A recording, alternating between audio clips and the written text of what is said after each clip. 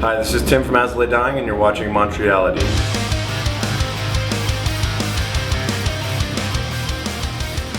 I didn't really start playing music till the end of high school. I was always a music fan, and then I actually started playing guitar because I wanted to be a songwriter. I always listened to local bands and felt like they had a lot of good ideas, but I wish they were doing something a little bit more along the lines of what I wanted. And so I felt it was necessary for me to learn guitar so I could start writing songs. And then 10, 11 years later, As the Dying is, I would say fairly successful, especially for our genre. And it's definitely something I didn't envision at the time. I just wanted to do it because I loved it. And I'm very, very grateful to be a full-time musician making a living doing what I love. I was actually the guy that, in the classroom, I was always the guy that got straight A's. I think there was a couple B's once in a while, but I would frustrate my friends because I wouldn't need to study nearly as much as they would, but I would always get A's. And I don't want to take that type of I don't want to take that type of gift for granted. I ended up finishing college while traveling and being in a band and doing distance learning kind of stuff. But when it all comes down to it, in reality, grades don't mean anything. Every straight A that I got my whole life didn't really make my job now any better or any worse.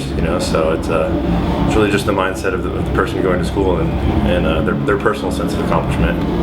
As a teenager, I had all kinds of different jobs. I worked at a Chinese food restaurant, I did upholstering, I did construction. When you're a teenager, you kind of just take whatever you can get. And then even when As the Dying was first starting and trying to develop, I worked at a furniture store, I worked construction again. It was kind of like every tour we were gone for a few months and we'd be home for maybe a month or two, and nobody really wants to hire a guy that's only going to be home for a couple months and then leaving again. So it left me kind of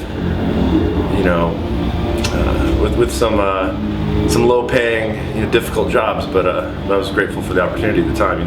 My bosses were always very understanding. I'm the type of personality that even if I had millions of dollars, I wouldn't live any differently than I live now. So I don't remember ever, even anywhere in my life, ever making a big purchase. I think I tried. One would be buying a home. Obviously, is a very big purchase.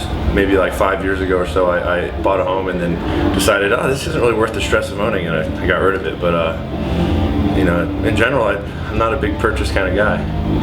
For me, I think if a person is healthy overall, that's the greatest form of success they could have. If they're a healthy body, healthy emotionally, healthy and passionate and driven in what they do for work, even if they're not making tons of money, as a whole, that person has what most people are trying to seek after, and I consider that success.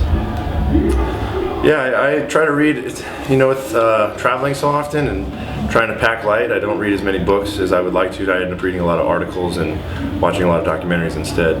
But if I had the opportunity, I'd be a little bit more of a bookworm than I am now. If I were to write a book, it would definitely be, just based on life experiences, different philosophies I have. And to come up with a title, I think is difficult. It's one of those things I think you got to write the book first and come up with the title later. I'm not a very spiritual person in that sense of believing in body and mind, and soul separation. I think that there's a lot of controversy on these type of topics, but I think if you kill somebody's brain, you kill their being. So I don't really believe in reincarnation, stuff like that. I think my biggest fear is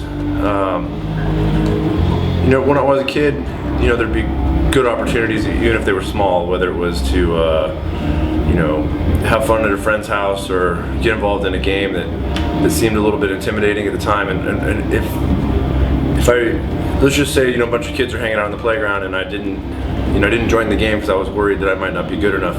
Those are always the greatest regrets I had as a little kid, and I think the same things happen to us as adults, that if we see a great opportunity and don't go for it, we have to live with that regret. And that's my biggest fear. Just a cell phone and a extra backstage passes in case I run into any friends. Well, we just finished recording a new album actually for As the Dying. I own a recording studio, so for me, I always want that creative outlet. Anytime if I'm sitting around, I'm a kind of workaholic. So if I get like, you know, a couple days off, I'll start just writing music. And, at least for the time being, though, I'm pretty focused on this new As the Dying record and very, very proud of the way it came out. If I knew it was gonna be my last meal, I didn't have to worry about being healthy, I would probably eat. You know, I eat really healthy, so for me, I just would put all that aside and probably have like, I love sushi. Not that that's terribly unhealthy, but you know, I like rice and I like macaroni and cheese. I would have all kinds of stuff. I'd have you know, some crazy Mexican food dishes that I normally deprive myself of. I'd probably have like a 4-course meal.